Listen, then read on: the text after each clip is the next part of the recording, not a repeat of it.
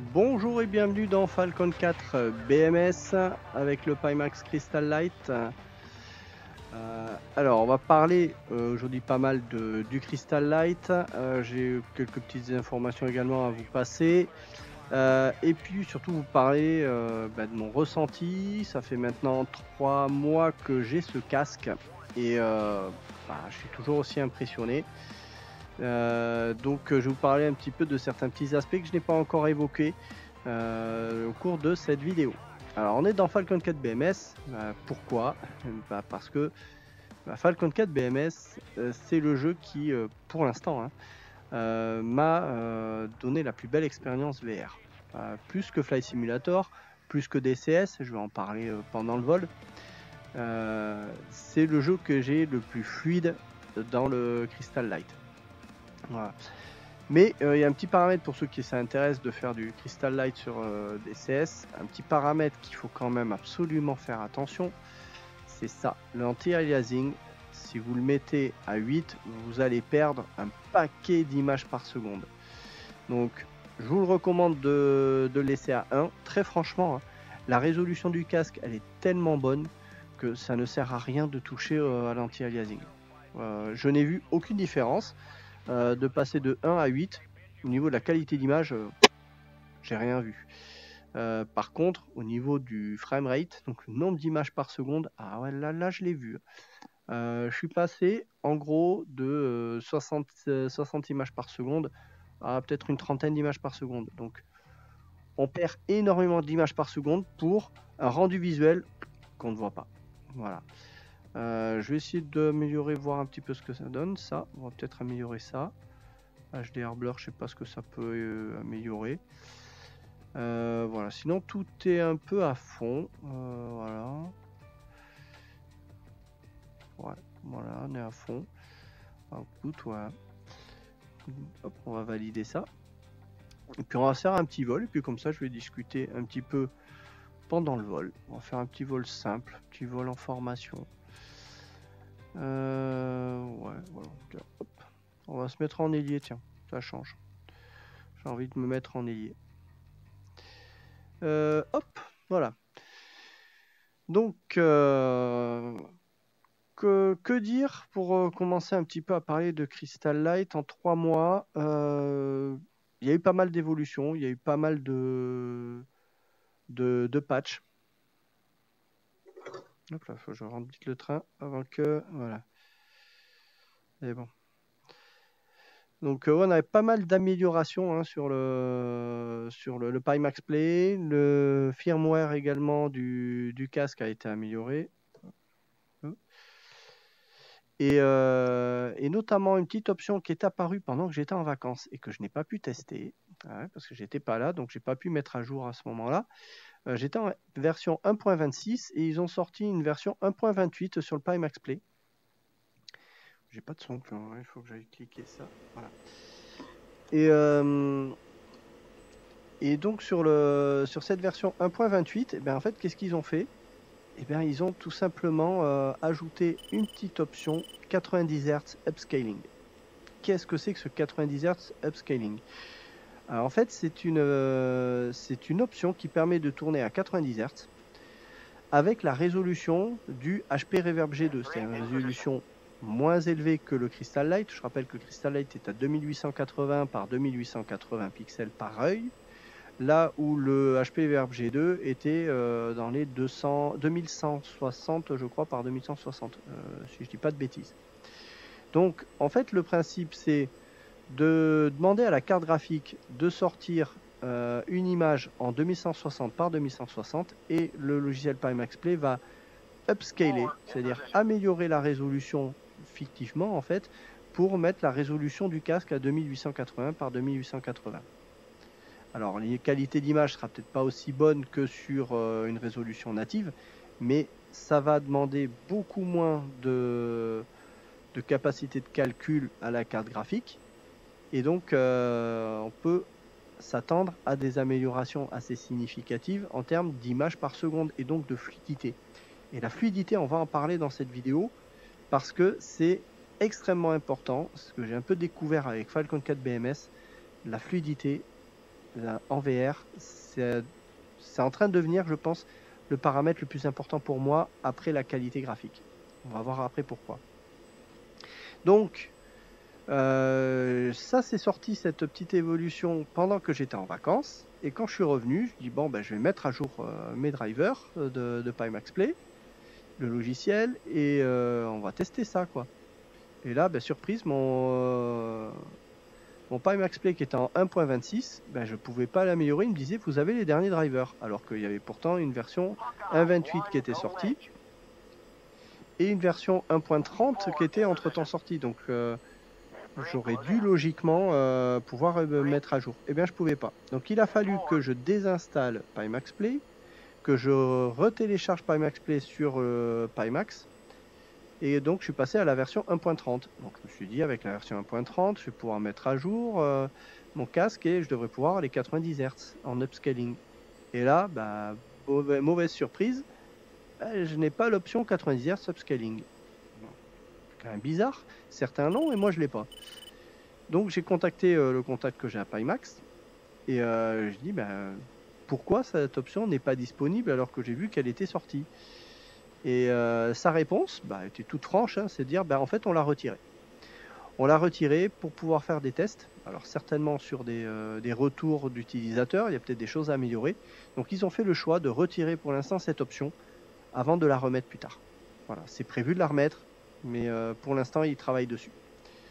Donc voilà la raison pour laquelle ce 90 Hz upscaling, je n'ai pas pu encore le tester. Je regrette parce que j'aurais bien voulu voir ce que ça pouvait donner en termes de qualité d'image et de fluidité, de voir qu'est-ce que je pouvais gagner en fluidité. Voilà. La fluidité, et là où j'ai découvert avant que la fluidité c'est hyper plaisant en VR, c'est quand même sur Falcon 4 BMS parce que j'ai, je sais pas si on le voit sur l'enregistrement que je suis en train de faire, mais je suis à 60 images par seconde. Je n'ai jamais atteint un nombre d'images par seconde comme ça en VR sur un autre jeu, que ce soit sur Flight Simulator ou sur DCS. DCS à ce niveau-là d'ailleurs, je n'arrive toujours pas à activer le DLSS, ce qui fait que je pourrais avoir, je pense en théorie, 15 images par seconde de plus, je les ai pas, et donc j'ai une expérience VR dans DCS qui ne me convient pas. Voilà, ça ne me convient pas du tout. Et pour l'instant, je n'arrive pas à comprendre pourquoi. Je vais enlever le casque.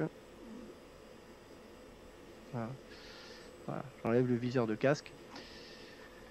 Je ne sais pas si vous le voyez vous sur la vidéo tout à l'heure, mais bon, le viseur de casque, dès que je regarde un peu trop sur le côté, il apparaît et je préfère voir mon avion en vrai. Donc voilà, cette fluidité, elle est quand même hyper importante sur DCS. Moi, je suis pas satisfait. Sur Flight Simulator, je tourne à 38 images par seconde avec Auto FPS, qui fait un très bon boulot. Ça marche plutôt bien, mais c'est 38 images par seconde. Dès l'instant on fait du petit vol VFR avec un petit avion, c'est pas gênant. Dès l'instant on fait du chasseur, comme c'est là, où on a des déplacements qui peuvent être très rapides, des déplacements relatifs entre les avions, 38 images par seconde, en fait on se rend compte que c'est pas suffisant. C'est pas suffisant.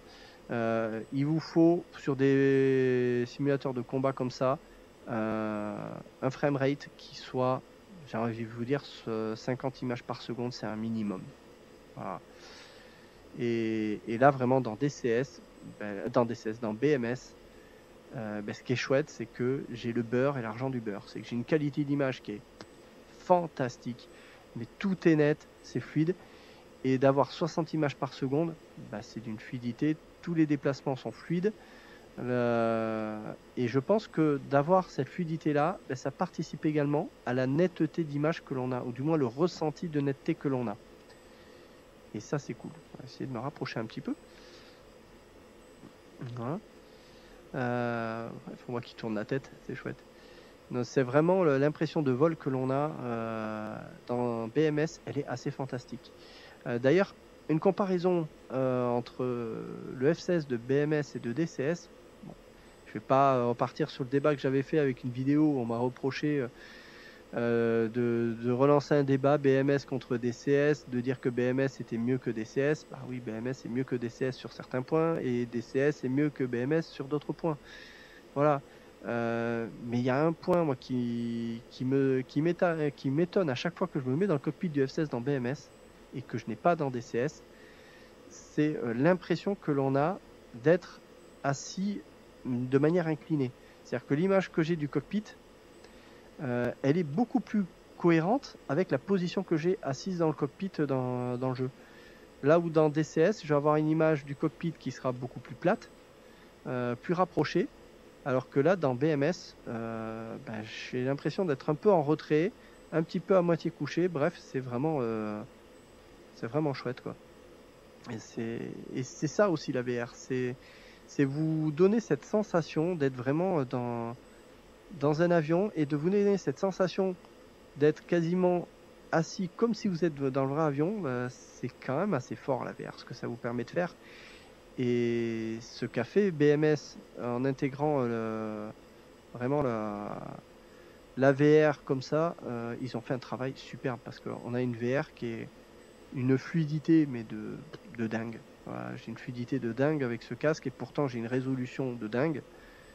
Et regardez-moi ça, j'ai un F-16 qui est à côté de moi, qui est super gros, qui est super net. Je vois les moindres détails dessus.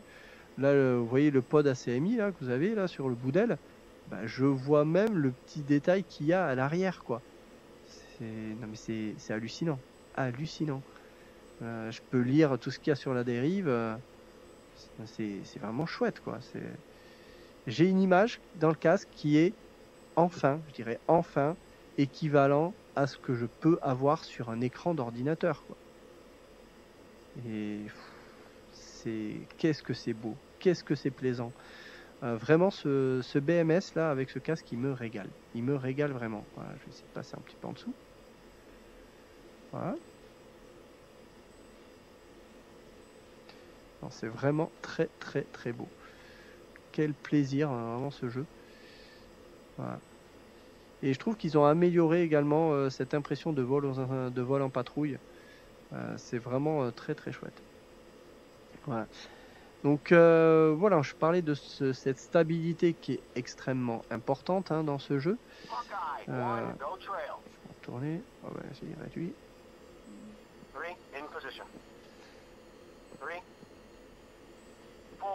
Alors vraiment actuellement, le Crystal Light c'est la Royce, quoi. C'est vraiment la Royce de la VR, sans pour autant trop vous ruiner, quoi.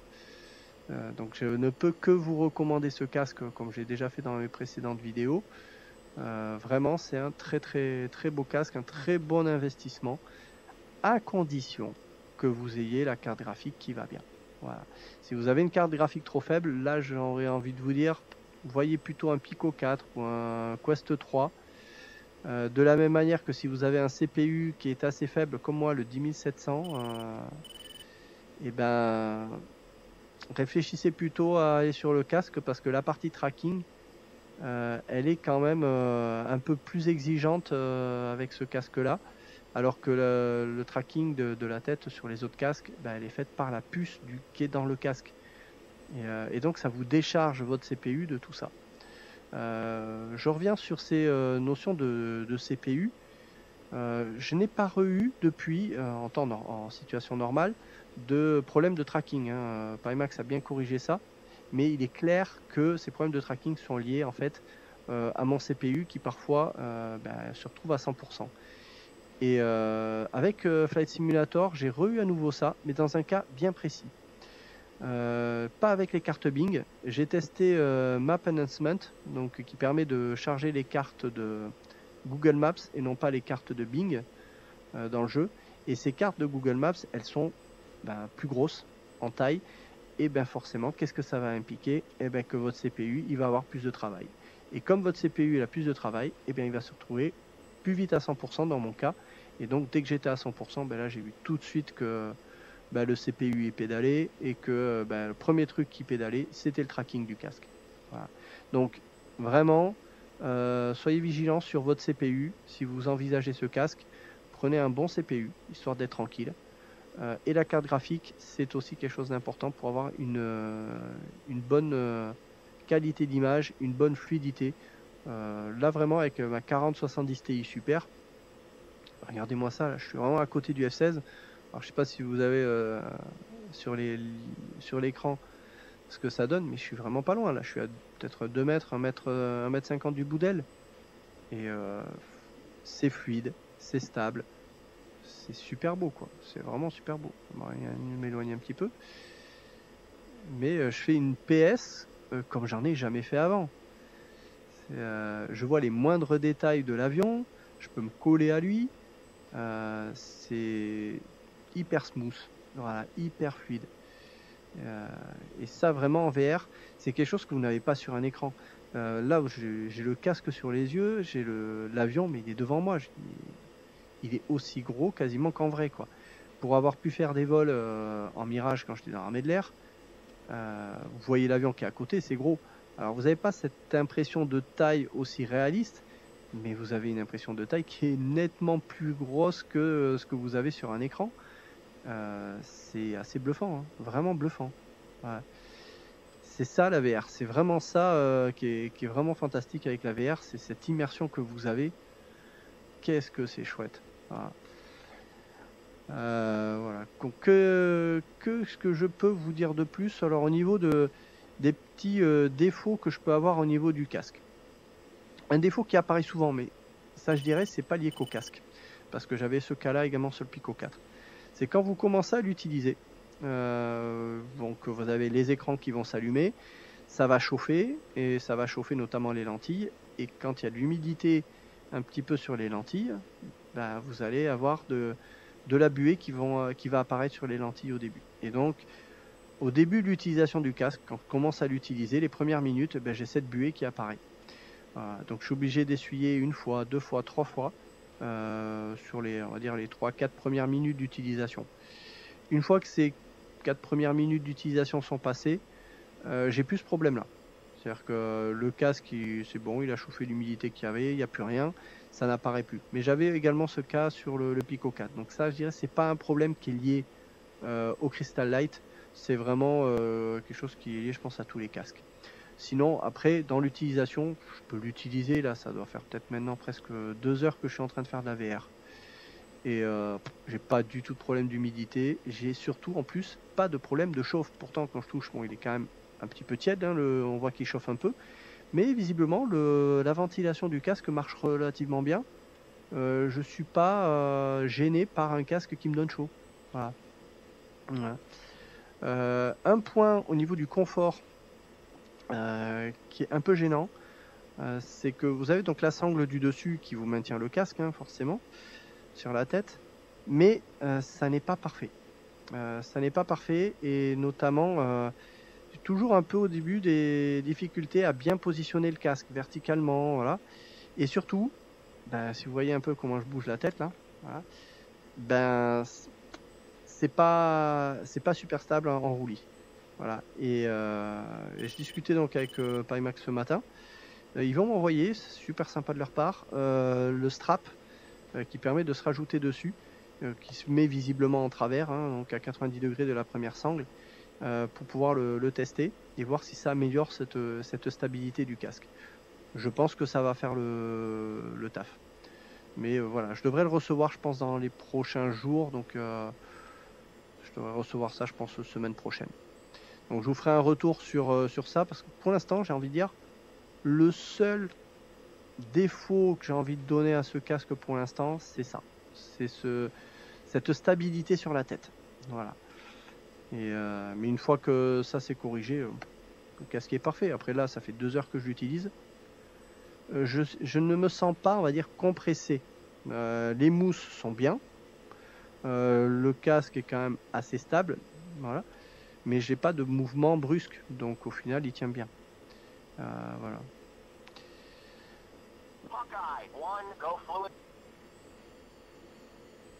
Hop, il nous fait.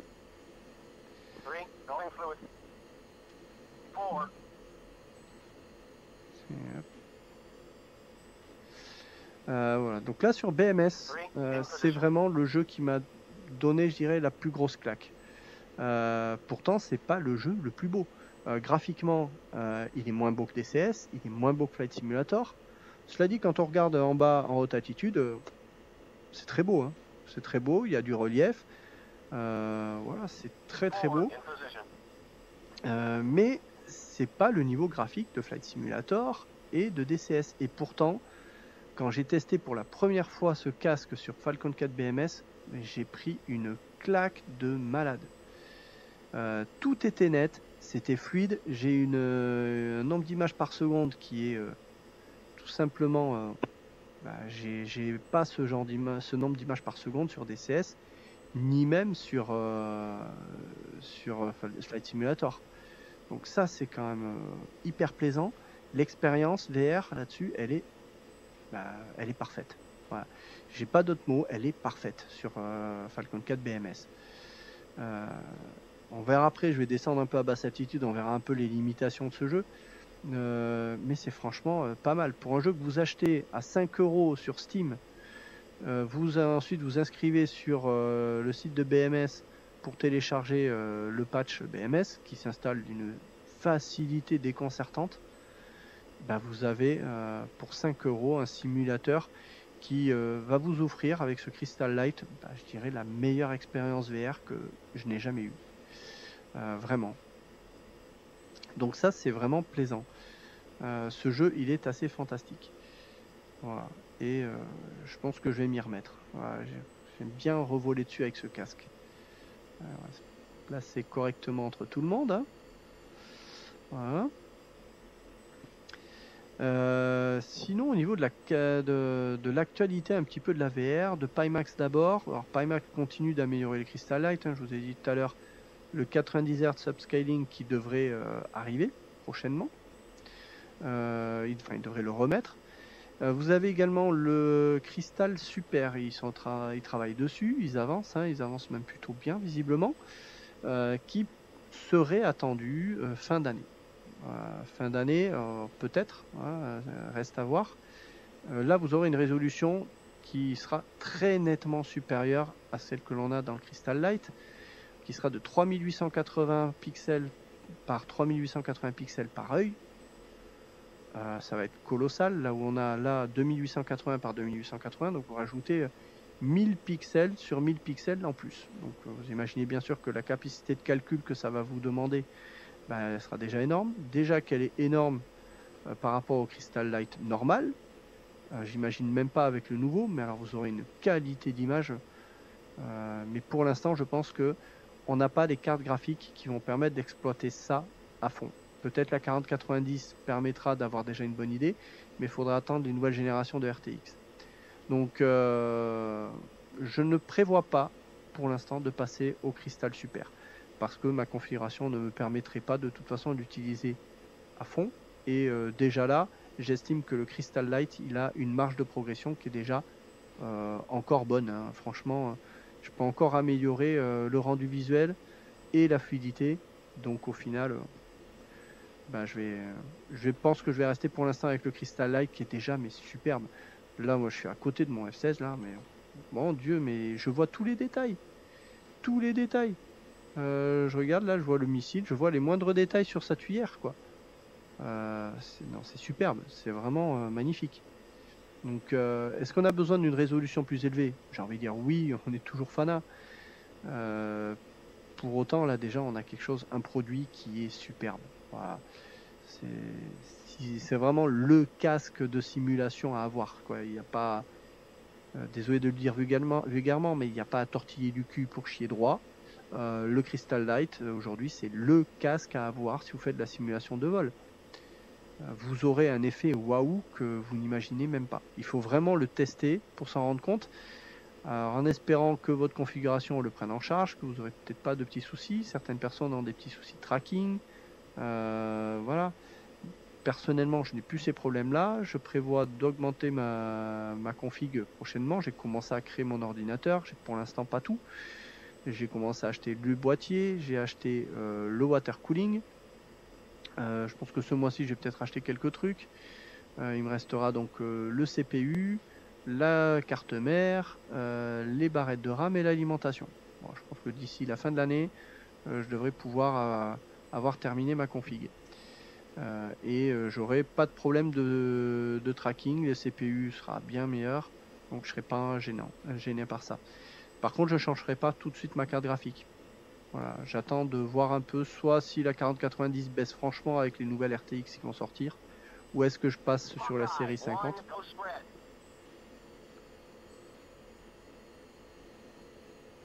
Voilà.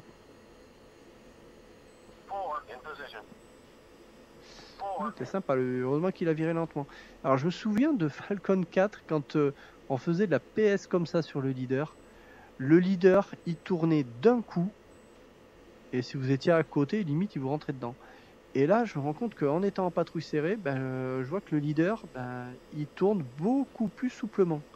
Voilà, il a incliné vraiment l'aile tout doucement, et ça, c'est plaisant. C'est que vraiment, pour le suivre, c'est quand même beaucoup plus faisable.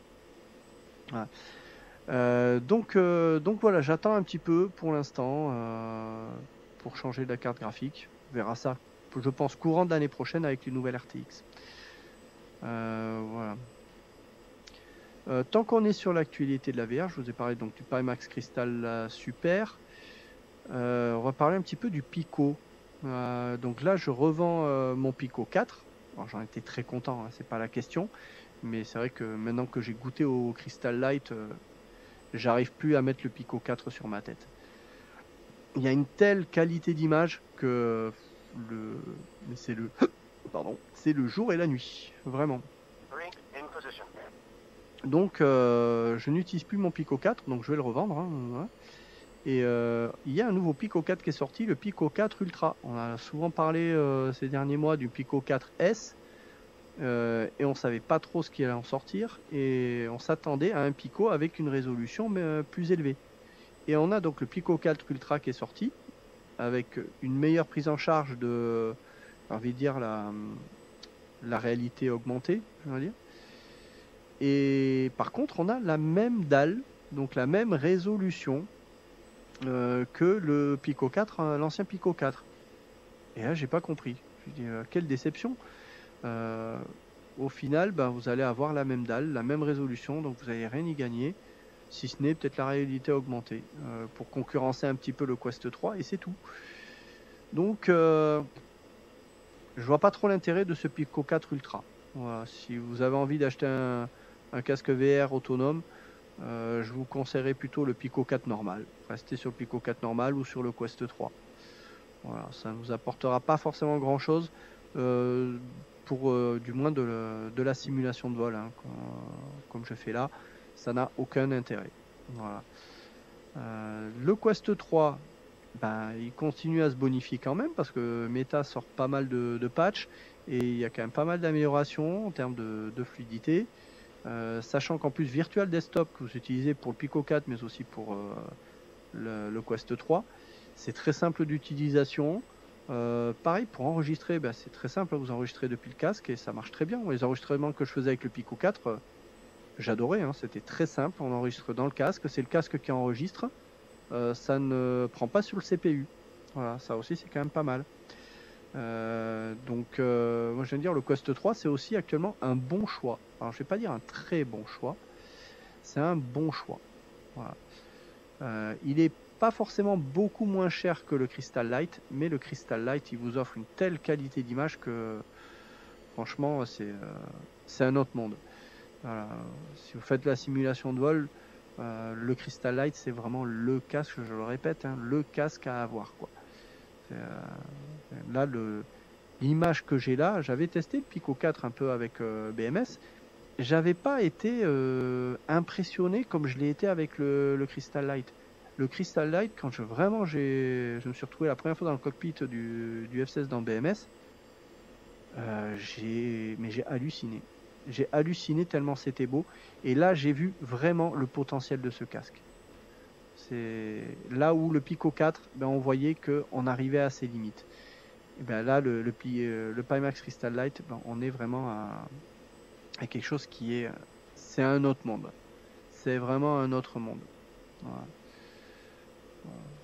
Bouge un peu, hein, j'ai du mal à me stabiliser. Voilà. Voilà. Donc voilà, sur ce Crystal Light, j'ai vraiment j'ai pas de points noirs. Alors j'ai des retours de personnes où ça marchait pas avec certains jeux Steam qui ont renvoyé le casque. Pourtant la config qu'ils avaient était bonne. Je ne saurais pas expliquer pourquoi. Est-ce que c'est un problème lié juste à ce casque-là, problème de qualité sur ce casque?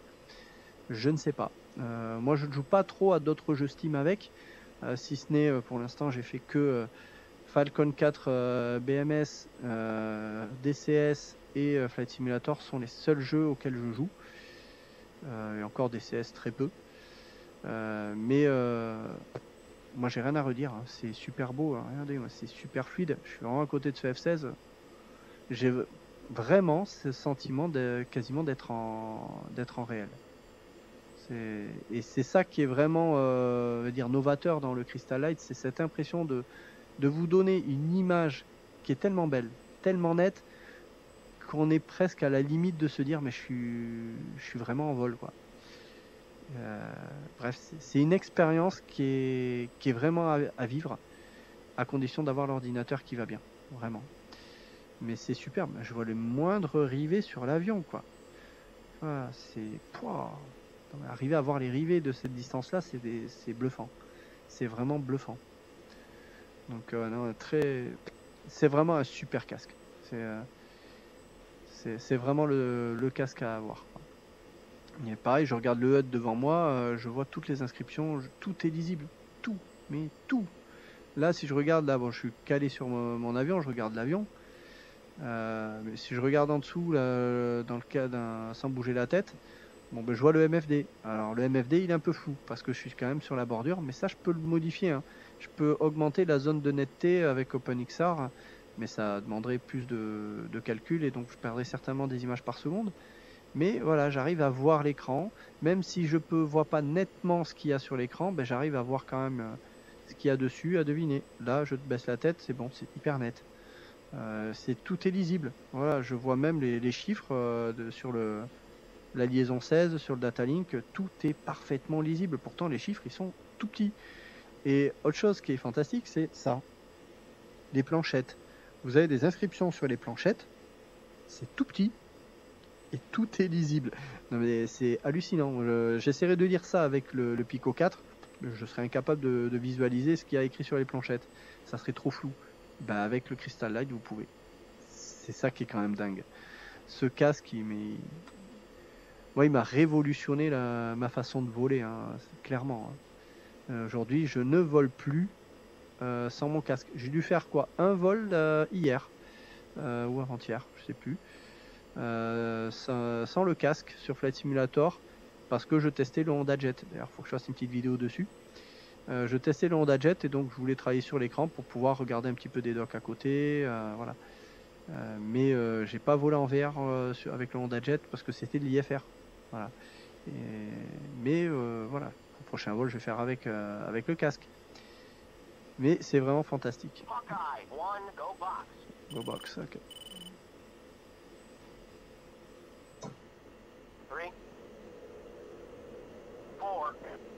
Ouais, une belle PC.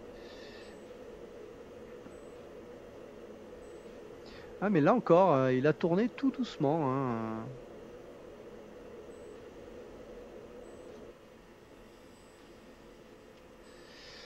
Donc ouais, c'est vraiment super. Vraiment, le vol en formation, là, je me régale. C'est un vrai régal avec ce casque, vraiment.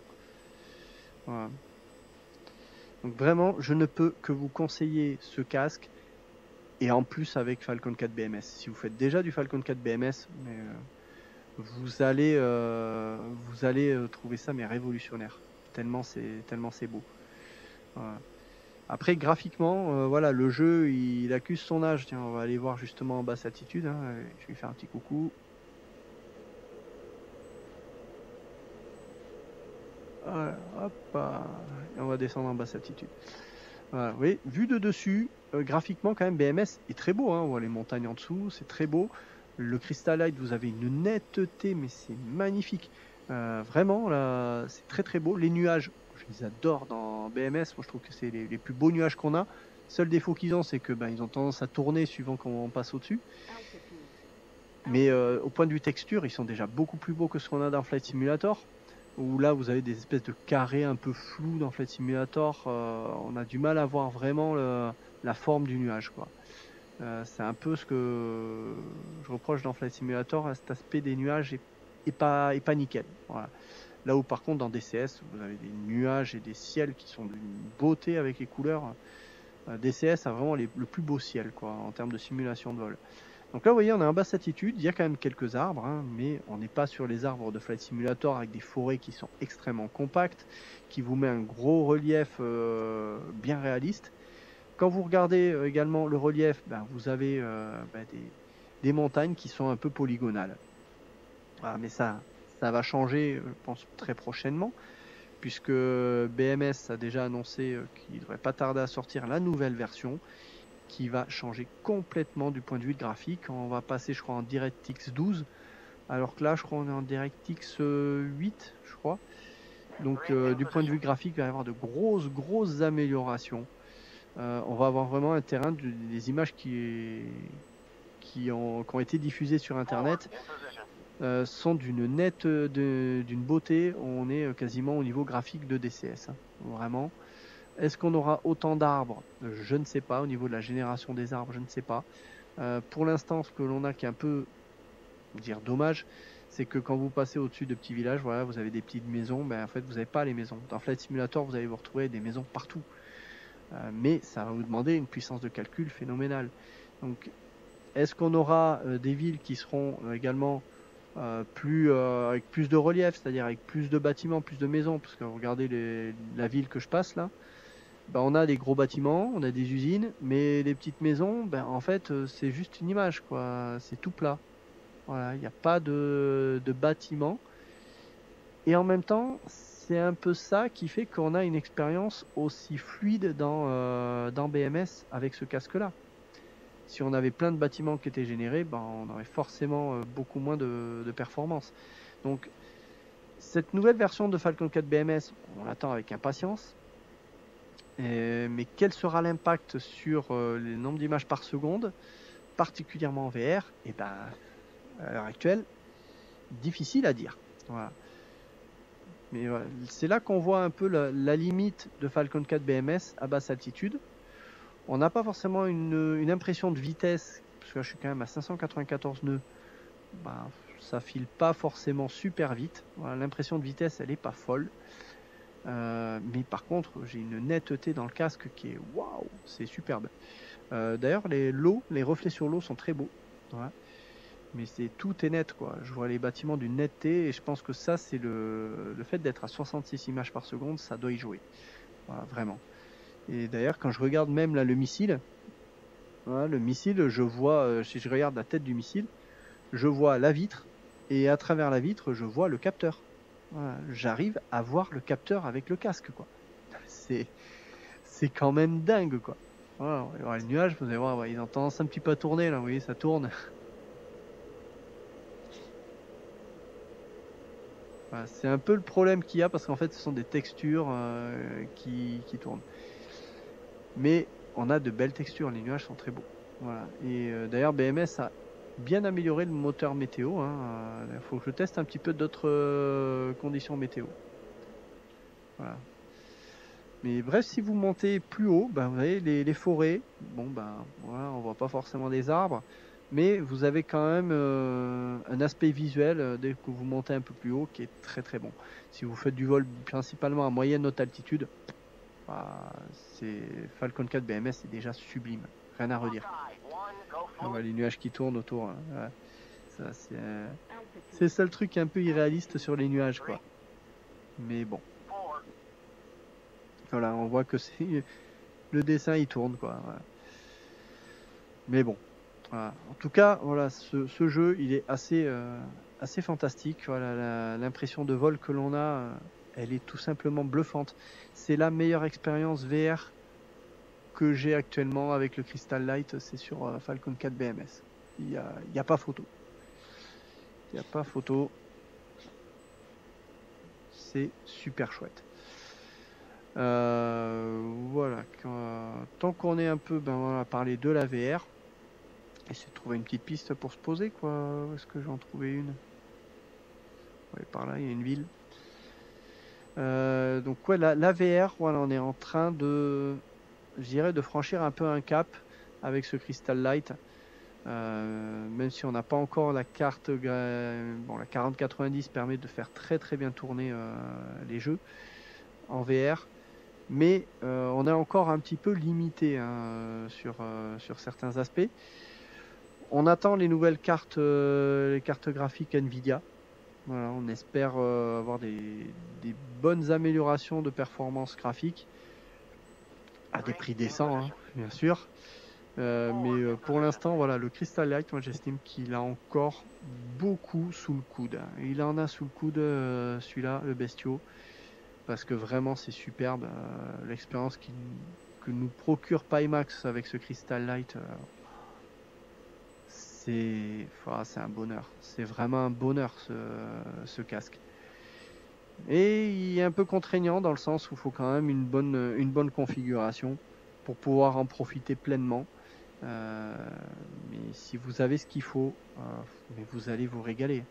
Et vraiment, j'insiste là-dessus, mais essayez Falcon 4 BMS. Essayez-le. Vous allez avoir, je pense, une expérience la plus fluide et la plus belle qu'on puisse avoir pour l'instant, selon moi, en VR, avec ce casque, sans avoir eu une carte graphique de compétition. Voilà, donc c'est vraiment le simulateur à tester, vraiment. Il est beau, il est chouette, et puis il est pas cher, quoi. Vous l'achetez 5 €, vous téléchargez le patch BMS qui est gratuit, et vous avez un superbe simulateur de F16 pour un prix imbattable. Voilà, bon, toujours pas de piste dans le coin. Alors je sais pas trop où on est, hein. Je me balade, mais voilà. Niveau fuel, on est large, quoi. On a des bidons. Et même les montagnes, hein, même si c'est un petit peu polygonal, c'est quand même franchement chouette. Hein. Le rendu est franchement sympa. Voilà. Que dire de plus sur ce Crystal Light? Je vais résumer un petit peu. Au niveau des points, je vais dire des points, je vais pas dire des points noirs. Des points noirs, je n'en vois pas. Des points gris, il y en a. Des points gris. Il y a cette problématique de tracking si votre CPU n'est pas un CPU relativement récent. Donc attention à ça.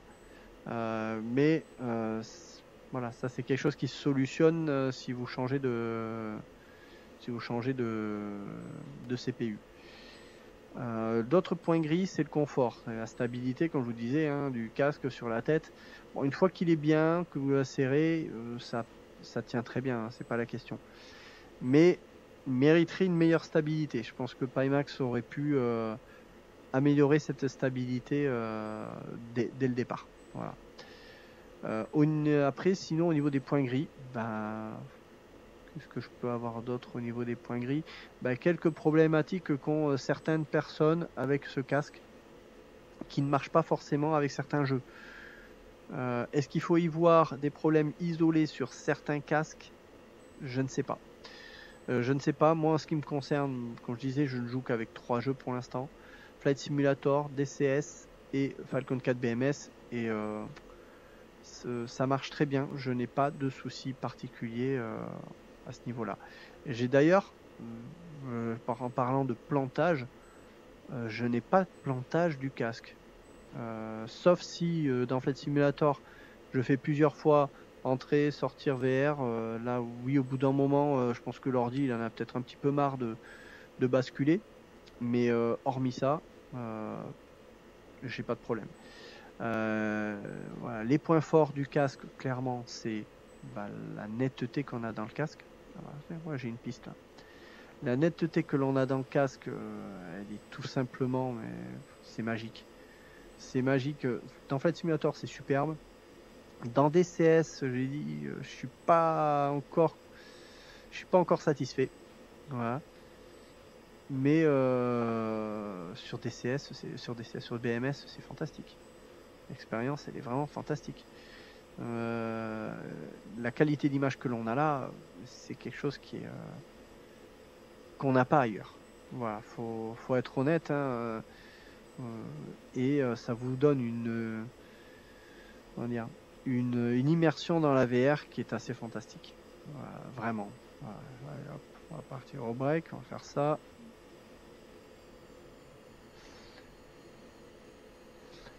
Qu'est-ce que je peux donner aussi comme autre point fort? Ben, j'ai envie de dire c'est le prix, hein. Alors vous allez dire oui, on est quand même à 900 € le casque. Oui, on est à 900 € le casque, mais avoir un casque à ce prix-là qui, qui vous donne une telle qualité d'image que vous ne pouvez même pas exploiter au maximum encore, bah, j'ai envie de dire que là, oui, ça vaut le coup le prix. Ça vaut le coup, vous allez mettre certes 900 €, mais si c'est un casque que vous allez garder 4 ans, bah, je pense que il a le potentiel pour tenir 4 ans sans aucun problème, hein. C'est vraiment le digne successeur du HP Reverb G2, clairement. C'est le casque qui, je pense, permettra de durer aussi longtemps que le HP Reverb G2.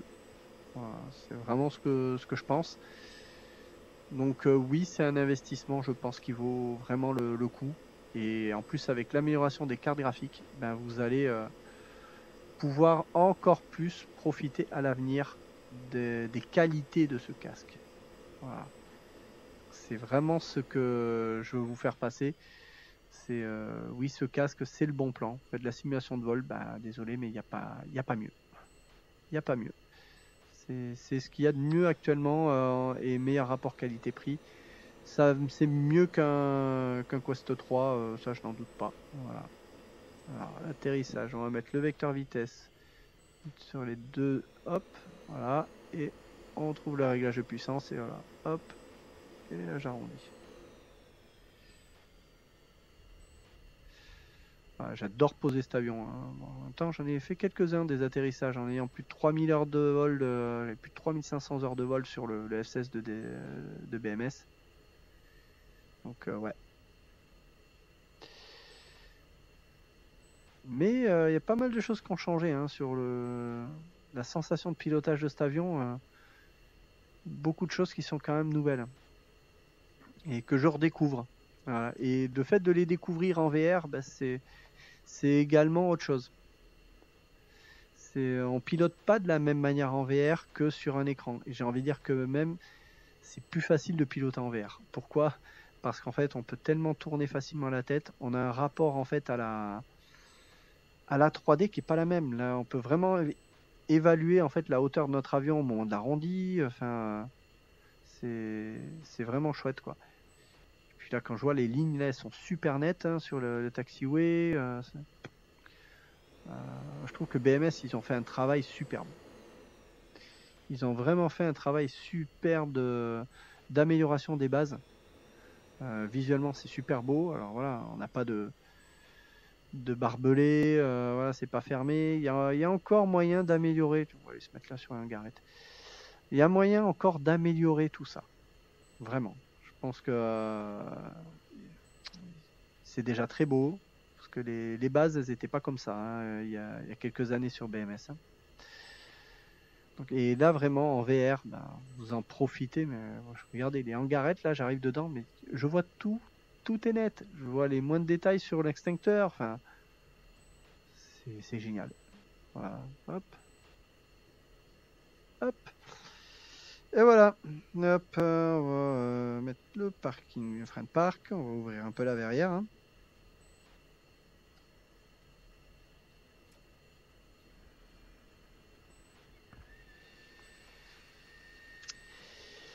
Et voilà. Non, c'est vraiment chouette. C'est vraiment super ce casque.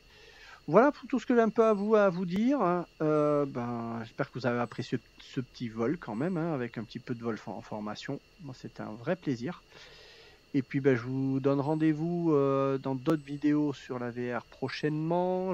J'aimerais essayer de vous présenter le Honda Jet sur Flight Simulator. Mais en parallèle, j'ai également pas mal de travail que je prépare sur d'autres vidéos du MH370. J'ai des vidéos en préparation là-dessus. Une vidéo également sur le F16 où j'ai travaillé sur toutes les versions du F16 quasiment. Je vais vous faire une grosse vidéo pour parler de toutes les versions de ce super avion. Alors, on va voir un petit peu de l'extérieur. Hop. Allez là, hop. Donc ouais, je vous présenterai les vidéos sur toutes les versions du F16 qui existent, comment apprendre à les reconnaître visuellement. Bah, des fois, c'est pas possible, mais voilà, vous aurez un petit peu tout ça. Et voilà, je prépare un petit peu tout ça dans les prochains jours, en fonction de mon temps libre. Et puis, bah, d'ici là, je vous dis, prenez soin de vous et à bientôt.